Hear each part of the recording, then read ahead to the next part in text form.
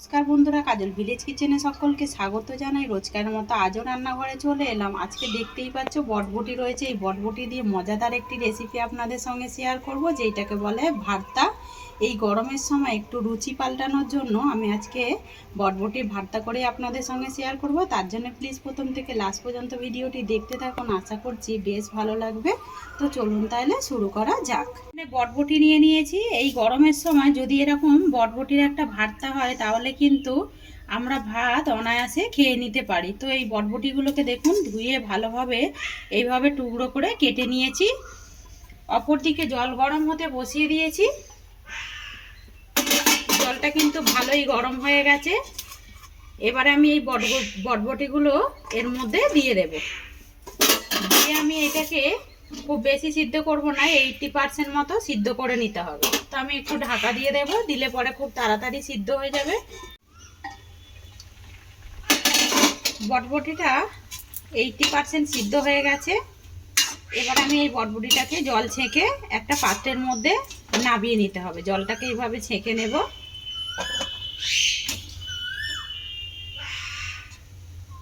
সবটাই তুলে নেব। কড়াটাকে ধুয়ে পরিষ্কার করে বসিয়ে দিয়েছি। কড়ার মধ্যে দিয়ে দিলাম সর্ষের তেল। তো এই রান্নাটা কিন্তু সর্ষের তেলের মধ্যেই করতে হবে, যেহেতু ভর্তা খেতে তাহলে বেশ ভালো লাগবে। তেলটা কিন্তু বেশ গরম হয়ে গেছে। এর মধ্যে এবারে দিয়ে দেব আমি কয়েক টুকরো, দেখুন এখানে রসুন নিয়েছি, মানে 8 থেকে 10 কোয়া হবে রসুনটা আমি এর মধ্যে দিয়ে দেব। দিয়ে আমি একটুখানি ভেজে নেব। তো রসুনটা ভাজা হয়ে গেছে। রসুনটাকে এবারে একটা প্লেটের মধ্যে তুলে নেব। তো আপনারা চাইলে কিন্তু রসুন বাদ দিয়েও করতে পারেন, তাতে করেও কিন্তু হবে। এবারে ওই তেলের মধ্যে আমি এখানে 3টে শুকনো লঙ্কা নিয়েছি। এই 3টে শুকনো লঙ্কা একটু ভেজে নেব। খুব বেশি পুড়িয়ে ফেলবো না, হালকা একটু নাড়াচাড়া করে আমি এই লাল লাল হওয়া অবস্থাতেই নামিয়ে নিতে হবে। আর দেখুন এখানে কিন্তু আমি লঙ্কাটাকে এরকমই ভাজা করে নিয়েছি। যদি পুড়িয়ে ফেলেন তাতে করে কিন্তু এটা কিন্তু একেবারে হবে না, তাহলে কিন্তু তেতো তেতো লাগবে। তো আমি এই তেলের মধ্যে দিয়ে দেব। দেখুন এখানে বেশ কিছুটা কালা জিরে নিয়েছি, ফোড়নের জন্য দিয়ে দিলাম কালা জিরে। কালা জিরেটা একটা সুন্দর কিন্তু যখন গন্ধ ছাড়বে তখনই দিয়ে দিতে হবে। এখানে একটা আমি পেঁয়াজ কুচিয়ে নিয়েছি। এই পেঁয়াজটা আমি এবারে এর মধ্যে দিয়ে দেব।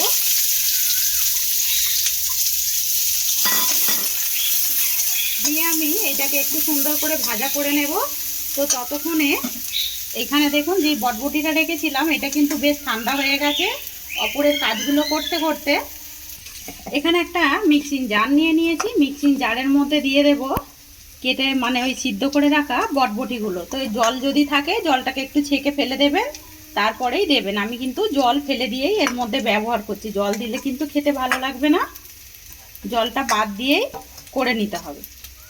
এবারে এর মধ্যে দিয়ে দেব আমি ভেজে রাখা যে রসুনের কোয়াগুলো, ওইগুলো দিয়ে দেব। আর দেব এখানে একটা কাঁচা লঙ্কা। তো ঝালটা আপনারা পছন্দ মতোই ব্যবহার করবেন। দিয়ে আমি মিক্সিতে ভালো করে এটাকে বেটে নেব। পেঁয়াজটা সুন্দরভাবে ভাজা হয়ে গেছে। এর মধ্যে এবারে দিয়ে দেবো এখানে কাঁচা পাকা লঙ্কা কোঁচানো নিয়েছি। এই লঙ্কাটা দিয়ে দেবো, তাতে করে খেতেও ভালো লাগবে আর দেখতেও কিন্তু সুন্দর লাগবে। এইটাকে এর সাথে মিশিয়ে নেব। ততক্ষণে দেখুন আমি এখানে কিন্তু পেঁয়াজ ভাজতে ভাজতে মিক্সিং জারের মধ্যে বটবটিটাকে খুব ভালোভাবে বেটে নিয়েছি। রসুন আর বটবটি কাঁচা লঙ্কা বাটাটা বেশ সুন্দর হয়েছে। দেখুন এরকমই কিন্তু মিহি করে বেটে নিতে হবে, আর একেবারে কিন্তু জল ছাড়াই বেটে নিতে হবে। এবারে আমি এই পেঁয়াজ আর কাঁচা লঙ্কা যে ফোড়ন দিয়েছিলাম কালা জিরে, এর মধ্যে দিয়ে দেব আমি বেটে রাখা বটবটিগুলো। এটা খেতে এতটাই সুন্দর লাগে, এটা কিন্তু ভাতের সঙ্গে, গরম গরম ভাতের সঙ্গে এটা খাওয়া যায়। সবটাই দিয়ে দেব, সবটাই দিয়ে দিলাম। দিয়ে এবারে ফোড়নের সঙ্গে খুব ভালোভাবে মিশিয়ে নিতে হবে। আর এটাকে খুব ভালোভাবে ভাজা করে নিতে হবে। আর এই রান্নাটা করতে কিন্তু একটু তেল লাগে, তেল না দিলে খেতেও কিন্তু ভালো লাগে না। এবার আমি এইভাবে একটু নাড়তে নাড়তে এটাকে একটু শুকিয়ে নেব। এটা নাড়তে নাড়তে কিন্তু অনেকটাই জল শুকিয়ে এসেছে। এবার আমি এর মধ্যে কিন্তু এখনও দেব একটু লাস্টের দিকে 1 চামচের মতো দেব ফের সর্ষের তেল। তো দিয়ে দিলাম, আমি কিন্তু আগে যেই তেলটা দিয়েছিলাম এখন আবার দিয়ে দিলাম 1 চামচের মতো সর্ষের তেল। আর এর মধ্যে যেটা দেব স্বাদ মতো লবণ বা মাপ মতো লবণ। লবণটাই আমি লাস্টে এই কারণে দিচ্ছি, জলটা কিন্তু মেরে নেবার পরে লবণটা আমি ব্যবহার করলাম। আর এর মধ্যে যেটা দেবো স্বাদ মতো একটু চিনি দিলে পরে খেতে কিন্তু ভালো লাগবে। তো এখানে দিয়ে দিলাম স্বাদ মতো চিনি। আপনারা চিনি যদি না খেতে পছন্দ করেন চিনিটা কিন্তু নাও দিতে পারেন।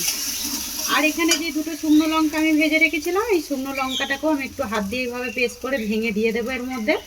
তাতে করে কিন্তু খেতে দারুণ লাগবে, যেহেতু ভর্তা রয়েছে একটু শুকনো লঙ্কার গন্ধটাই কিন্তু খাওয়া যায় ভালো। আর এই গরমের সময় এরকম মুখরোচো একটা সবজি আলু ছাড়াই কিন্তু কত সুন্দরভাবে হয়ে গেল রেডি। এটাকে এখনও নাড়তে হবে, নাড়তে নাড়তে একেবারে কড়া থেকে যখন ছেড়ে আসবে তখনই বোঝা যাবে যে এই রান্নাটা একেবারে কিন্তু হয়ে এসেছে। আর এই মানে বটবটির রঙটাও কিন্তু একটু অন্য কালারে চেঞ্জ হয়ে যাবে। এটা কিন্তু নাড়তে নাড়তে দেখতে পাচ্ছ কড়া থেকে একেবারে ছেড়ে আসছে, মানে কড়ার গায়ে লেগে যাচ্ছে না, তার মানে এটা একেবারে রেডি হয়ে গেছে। এবার আমি এইরকমই এটাকে নামিয়ে নেব। আর এটাকে দেখুন গরম গরম বলেইছি আমি, ভাতের সঙ্গে কিন্তু দারুণ লাগবে। আজকের বটবটি রেসিপি আপনাদের কীরকম লাগলো কমেন্ট করতে কিন্তু ভুলবেন না। এটা কিন্তু বাচ্চাদের যদি রান্না করে দেন একটু ঝাল কম দিয়ে, তারাও কিন্তু অনায়াসে খেয়ে নেবে, বটবটি বলে বুঝতেও পারবেন না। একবার হলো বাড়িতে এইভাবে ট্রাই করবেন, খেয়ে কমেন্ট করে জানাবেন। যদি রেসিপিটি ভালো লেগে থাকে একটা লাইক করে দেবেন, বন্ধুদের সঙ্গে শেয়ার করবেন, আর এই ছোট্ট চ্যানেলটিকে সাবস্ক্রাইবার করে নেবেন। আমার এরকম নিত্য নতুন রান্নার জন্য পাশে থাকা বেল আইকনটি প্রেস করবেন। সবাই ভালো থাকবেন, সুস্থ থাকবেন, ধন্যবাদ। আবারও নতুন রেসিপি নিয়ে ফিরে আসবো।